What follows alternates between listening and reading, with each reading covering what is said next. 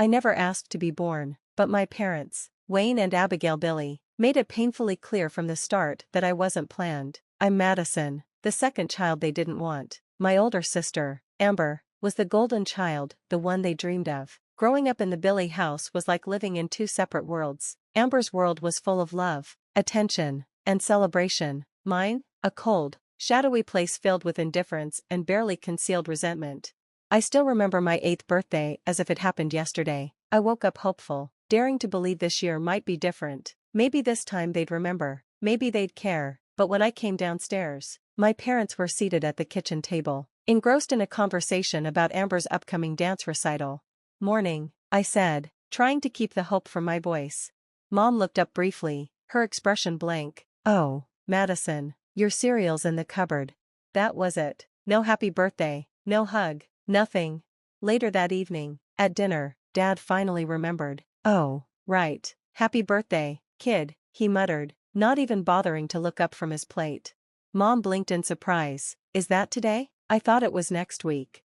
That night, I lay in bed clutching the only birthday card I received, a small note from Grandma Francesca. Her words were like a lifeline. "My dearest Madison, happy birthday, sweetheart. You bring so much joy to my life. Never forget how special and loved you are. Love always, Grandma." I read the card over and over, desperately trying to believe her words. But how could I feel special when my own parents barely acknowledged my existence? School wasn't much better. Parent-teacher conferences were an endless cycle of disappointment. Other kids' parents showed up, proud and supportive. Mine always had an excuse. "Sorry, Madison," Mom would say, her voice devoid of remorse. "Amber has a dance competition that day. You understand, right?" I'd nod, pretending it didn't hurt, but it always did. The worst moments came late at night when they thought I couldn't hear. Their voices would drift up the stairs, sharp and cruel. "I just don't get it," Dad said one evening. "Amber's so bright and talented. Why can't Madison be more like her?" Mom sighed heavily. "I know, it's like she doesn't even try. Remember how Amber was reading at 4? Madison could barely tie her shoes at that age." Their words carved deep scars into me, each one a reminder that I'd never be good enough. I became quiet and withdrawn, retreating into myself because, really, what was the point of trying? The only person who truly saw me was Grandma Francesca. Every visit to her cozy little house felt like stepping into a different world, a world where I was loved and heard, a world where I could just be. When I was 13, I hit my breaking point. Home had become unbearable, and I knew I couldn't stay. One day, tears streaming down my face, I went to Grandma. "Grandma," I whispered, my voice trembling, Can I live with you?" Her answer was immediate, her embrace warm and unwavering. "Oh, sweetheart," she said, pulling me close, "you'll always have a home with me, and one day, everything I have will be yours." I melted into her arms, feeling safe for the first time in years. I didn't care about inheriting anything, I just wanted to feel loved. When my parents found out, their reactions were predictably indifferent. "That tiny house?" Dad scoffed. "She works at a library for peanuts. What could she possibly offer you?" Mom just shrugged, relief evident in her voice. "Well, if that's what you want, it'll make things easier for us." Their apathy stung, but it also reassured me that I was making the right choice. They didn't value Grandma's love, but I did. Living with Grandma wasn't easy, money was tight, and we often struggled to make ends meet, but none of that mattered. For the first time, I felt cherished. Grandma attended every school event, always sitting in the front row, cheering me on. My drawings covered her fridge, and she'd proudly tell everyone about her brilliant granddaughter. Under her care, I began to thrive. The shy, quiet girl I had been slowly disappeared. I made friends, joined clubs, and my grades improved. Love and support had transformed me. Everything seemed to be falling into place, until one crisp autumn afternoon when Grandma came home looking unusually emotional. Her smile was there, but her eyes brimmed with tears. "Madison, sweetheart," she said, her voice trembling, "we need to talk. It's about my sister, Marilyn. She passed away." I barely remembered Aunt Marilyn, a wealthy and distant businesswoman. "I'm so sorry, Grandma," I said, taking her hand. She squeezed it tightly. "There's more, Madison. Marilyn, she left me everything, her entire fortune. We're millionaires now, sweetheart, multimillionaires." The news spread quickly. It didn't take long for my parents to reappear, knocking on our door one evening. When Grandma opened it, there they stood, Wayne and Abigail Billy, their eyes shiny with tears. Francesca, Madison, Mom said, her voice trembling in a way I'd never heard before. We've made a terrible mistake. Dad nodded, looking unusually humble. We've been awful parents, truly awful, but we've realized how wrong we were, and we want to make things right. I stood frozen. The same people who had ignored me for years were now pleading for a second chance. Please, Madison, Mom said, her voice trembling as she reached out to me. Come home. Let us be the family we should have been all along. I turned to Grandma, my heart heavy with uncertainty. She gave me a kind, reassuring smile. It's your decision, sweetheart, she said softly. Whatever you choose, I'll support you. After days of agonizing over it, I decided to give them another chance. With Grandma's blessing, I packed my things and returned to the Billy house. At first, it felt like a dream come true. Mom and Dad were attentive and loving, coming to every school event and cheering me on. They gave me thoughtful gifts, not expensive, but ones that showed they were paying attention to what I liked. We even started having family game nights. I'll never forget the first time Dad ruffled my hair after I won at Monopoly, saying, "That's my girl." The warmth that spread through me was indescribable. The biggest surprise was bedtime. Mom began tucking me in every night, something I'd always dreamed of as a little girl. She'd smooth my hair and kiss my forehead. "Good night, sweetheart," she'd whisper. "We love you so much." Even Amber seemed different. She included me in her plans, introduced me to her friends, and gave me advice about boys and makeup. I wanted so badly to believe it was real, that my family had truly changed and finally saw me for who I was. But a tiny voice in the back of my mind whispered doubts. Why now? Why only after Grandma came into money? I pushed those thoughts aside, determined to enjoy the loving family life I'd always dreamed of. I called Grandma often, excitedly sharing how happy I was. She always sounded glad for me, but there was a hint of caution in her voice. "Just remember, Madison," she'd say gently, "you always have a home with me, no matter what." Life settled into a new routine. Amber, always the golden child, graduated high school with honors and went off to a prestigious college. Grandma moved into a beautiful new house, finally retiring from her job at the library. And me? I was thriving, doing well in school, with close friends, and even dating Caleb, a boy from my chemistry class. One Thursday evening, I had a date with Caleb at the local diner. I spent hours getting ready, changing outfits and redoing my makeup, feeling nervous but excited. But as I sat waiting at the diner, my phone buzzed. "Sorry, Madison, something came up, can't make it tonight." Disappointment sank in, and I left the diner early, heading home. The house was quiet when I arrived, so I used my key to avoid waking anyone. As I walked past Dad's study, I heard voices. I was about to announce my return when Mom's voice stopped me cold. "I don't know how much longer I can keep up this act," she said, her tone sharp with frustration. "I never wanted her in the first place, and pretending to love her is exhausting." I froze, my heart hammering. Pretending to love me? Dad's response turned my stomach. "We just have to be patient. Once Mom passes, all the money will go to Madison. If we play our cards right, we can convince her to share it with us. Just think of the life we could have." Their words shattered me. Every moment of love and acceptance had been a lie, a calculated performance for Grandma's fortune. Tears welled up as the truth sunk in, crushing the fragile hope I'd been clinging to. I took out my phone and hit record, unable to stop myself from capturing their betrayal. When I couldn't bear to listen any longer, I walked back to the front door, took a deep breath, and slammed it loudly. "I'm home," I called out, forcing my voice to sound steady. Mom and Dad appeared almost instantly, their faces plastered with smiles and fake concern. "Madison, sweetie, you're back early," Mom said, her brow furrowed in what I now recognized as insincere worry. "Everything okay?"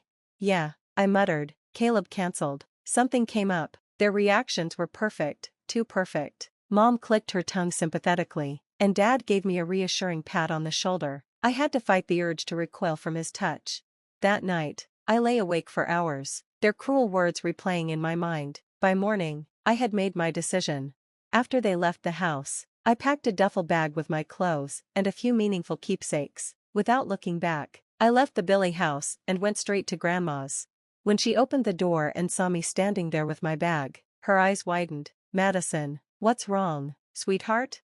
I couldn't hold it in any longer. Tears poured down my face as I pulled out my phone and played the recording. As Grandma listened, her expression shifted: shock, disbelief, and finally, a deep, simmering anger. "Those conniving, heartless," she stopped herself, taking a deep breath before looking at me with soft, loving eyes. "Don't you worry, honey, we'll give them a surprise they'll never forget." She pulled me into a tight hug, and for the first time since hearing that awful conversation, I felt safe. That evening, my phone buzzed incessantly, calls and messages from Mom, Dad, and even Amber. At first, I ignored them, but eventually, I answered. "Hello," I said, my voice cold. "Madison," Mom's frantic voice came through. "Where are you? We've been so worried."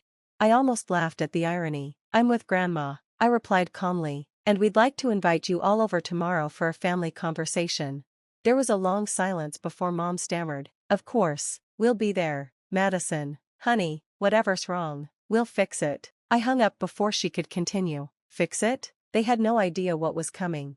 The next evening, the air was heavy with tension as the doorbell rang. Grandma gave my hand a reassuring squeeze before answering. Wayne and Abigail Billy stepped inside, their faces full of fake concern and affection.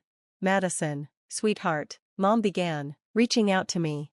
I stepped back, watching confusion flicker across her face. Grandma's voice was calm but firm. "Please, have a seat. We have a lot to discuss." As they sat down, Dad's eyes darted around, taking in the signs of wealth. "Mom, what's this about? Is everything okay?" Without a word, I placed my phone on the table and pressed play. Their voices filled the room, cold, calculating, and damning. The effect was immediate. The color drained from their faces as they sat, wide-eyed and speechless. When the recording ended, the silence was deafening. Then they both began speaking at once, their voices a jumble of excuses and apologies. Grandma raised her hand, silencing them. When she spoke, her voice trembled with disappointment and barely controlled anger. "I hoped, truly believed, that you had changed," she said, her words deliberate and heavy. The realization was a tidal wave, washing over my parents as Grandma delivered her verdict. "I had considered dividing my estate among all of you," she said, her voice unwavering, "but now I see clearly, everything I have will go to Madison, alone." Their faces fell, struck by the full weight of her words. Panic flickered in their eyes as the reality of their failed scheme set in. It wasn't just the money they'd lost, but also any chance of being part of a family grounded in love and trust. "Please, you have to understand," Mom's voice cracked, tears streaming down her face. "We made mistakes, but we love Madison. We can fix this." She reached out, desperation etched into every word. When begging failed to soften Grandma's resolve, their tone turned venomous. Dad's face twisted with fury. "You can't do this. We're her parents, we have rights. We'll make sure you never see her again, Francesca." Their threats didn't faze me. For the first time, I felt a calm certainty about what I needed to do. "I'm filing for emancipation," I said, my voice steady. "Grandma will be my legal guardian. You won't have any control over me anymore." The shock on their faces would have been almost comical if it weren't so tragic. They looked between me and Grandma, realization dawning that their carefully laid plans had not just crumbled, they had completely backfired. "I think it's time for you to leave," Grandma said firmly, her tone brooking no argument. She stood and gestured toward the door. After a moment of hesitation, they left, their defeat palpable. When the door closed behind them, I released a shaky breath I hadn't realized I was holding. Grandma enveloped me in a warm hug, and for the first time in days, I felt a glimmer of peace. The weeks following the confrontation were a whirlwind of legal proceedings. Grandma hired the best lawyers to help secure my emancipation and transfer guardianship to her. I had naively believed my parents would step aside once their deceit was exposed. I was wrong. Wayne and Abigail fought bitterly to retain control, clinging to the hope of accessing Grandma's wealth. But the evidence against them was overwhelming. Years of neglect and emotional abuse became the foundation of our case. Teachers from my schools testified about their absence, how they never came to parent-teacher conferences or attended my school events. My third-grade teacher, Mrs. Randy, recounted the time I won the spelling bee and no one from my family showed up to celebrate. Even neighbors came forward, painting a stark contrast between the extravagant parties my sister Amber enjoyed and my overlooked birthdays. The final hearing came quickly. To my surprise, Amber walked into the courtroom, slipping quietly into the back. When she took the stand, her testimony dismantled the last remnants of my parents' defense. "Yes, Your Honor," Amber said, her voice calm and deliberate. "I knew about my parents' plan to use Madison to gain access to Grandma's money. The sudden kindness, the sisterly bonding, it was all part of the act. The courtroom buzzed with whispers. I sat frozen, struggling to process her words. She met my gaze briefly, and for a moment, I thought I saw regret in her eyes. But it was too late. Her admission was the final blow, severing any hope of reconciliation. The judge's decision was swift and unequivocal. Grandma was granted full guardianship, and I was emancipated from Wayne and Abigail Billy. As we left the courthouse, I felt an overwhelming sense of relief. For the first time in my life, I was free. The mansion I now called home became more than just a physical refuge, it was a sanctuary where I could heal and rebuild. Grandma's love was a constant, her encouragement a beacon as I navigated my new life. I poured myself into my studies, no longer burdened by the need to prove my worth to indifferent parents. For the first time, I was living for myself. Grandma supported me in every way she could, offering opportunities one had only dreamed of. But it was her unwavering belief in me that truly changed my life. "You can be anything you want to be, Madison," she'd say, her eyes sparkling with pride. "The world is yours." Together, we traveled the globe. In England, I fell in love with art and architecture. On a safari in Africa, I discovered a passion for wildlife photography. Each experience unearthed new facets of myself, helping me grow into the person I was always meant to be. But the most transformative work happened in the quiet office of Dr. Lucas, my therapist. Twice a week, I unpacked years of pain and learned to navigate my emotions. "It's okay to be angry," she told me once. "It's okay to grieve the family you should have had." Slowly, I began to trust again, not just others, but myself. The night before my high school graduation, Grandma and I sat on the patio, watching the sunset paint the sky in hues of orange and pink. She reached over and took my hand, her expression tender. "I'm so proud of you, Madison. You've been through so much, and look at you now, you're stronger and more beautiful than ever." Tears welled in my eyes, but this time, they were tears of joy. "I couldn't have done it without you, Grandma. You saved me." She shook her head with a gentle smile. "No, sweetheart. You saved yourself. I just gave you the space to do it." The next day, as I stood on the stage accepting my diploma, I heard Grandma's cheers above everyone else's. A wave of peace washed over me. My past no longer defined me. Instead, it had forged me into someone stronger, ready to embrace the future.